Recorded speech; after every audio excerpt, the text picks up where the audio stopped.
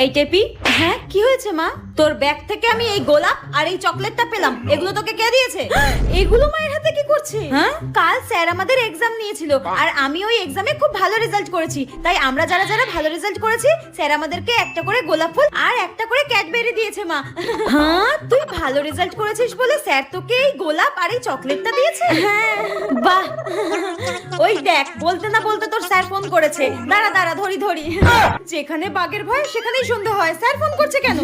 হে ভগবান বাঁচাও। হ্যাঁ স্যার বলুন। টেপি 2 সপ্তাহ ধরে পড়তে আসছে না কেন? টেপি 2 সপ্তাহ ধরে পড়তে যাচ্ছে না?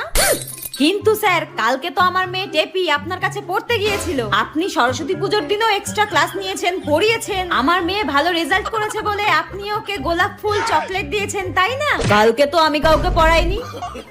ঠিক আছে, আপনি রাখুন, আমার মেয়েকে আমি দেখছি। টেপি তুই আজকে শেষ আমার হাতে, তোকে আজকে আমি